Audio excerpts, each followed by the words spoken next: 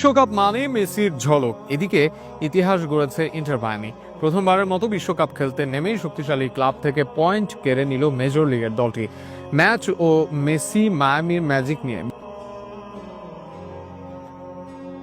বিশ্বকাপ মঞ্চের সাথে মেসির আছে দারুণ এক সন্ধি। জাতীয় দল কিংবা ক্লাব বিশ্বকাপ উভয় জায়গাতেই উজ্জ্বল মেসি। এবার অবশ্য নেমেছিলেন দুর্বল এক দল নিয়ে। মেজর লিগেই ধুঁকছে যে দলটি, তাই সেই দল ক্লাব বিশ্বকাপে কতটুকুই ভালো খেলবে তা নিয়ে ছিল শঙ্কা। তবে ঘরের মাঠে প্রথমে ভালো না খেললেও দ্বিতীয়ার্ধে দারুণভাবে ঘুরে দাঁড়িয়েছিল মায়ামি।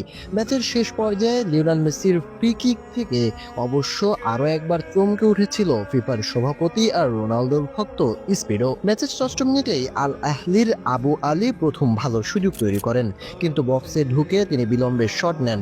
মায়ামি গোলরক্ষকের হাতে পরে জানা যায় অফসাইডে ছিল সেটি। ৩ মিনিটের মাথায় আবারও মায়ামির রক্ষণে হানা।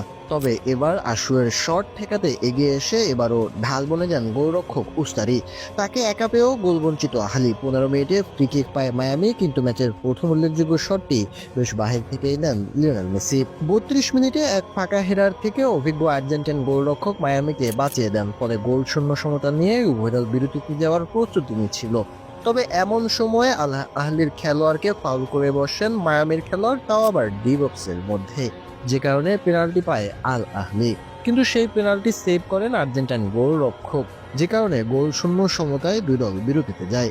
দ্বিতীয়ার্ধে অনেকটা গুছিয়ে নেয় মায়ামি। দারুণ লড়াইয়ে খেলা জমে ওঠে। মেসি তার কিছু ঝলক দেখান এই অর্ধে। ৬৪তম মিনিটে ফ্রি কিক থেকে তিনি গোল পাননি অল্পের জন্য। ৮৫তম মিনিটে আরেকবার গোলের কাছাকাছি যায় মায়ামি। এবার মেসির ক্রস থেকে ফাঁকা পেটুরে হেড ক্রসবার স্পর্শ করে চলে যায় বাইরে। ৯০ মিনিট শেষে যোগ করার সময় ৬ষ্ঠ মিনিটে নাটকীয় জয়ের সম্ভাবনা দেখিয়েছিল মায়ামি। এবার মেসির শটে বলে কোনো রকম স্পর্শ করে বাইরে পাঠিয়ে দেন আল আহলির গোলকিপার এল শেনওয়ারি।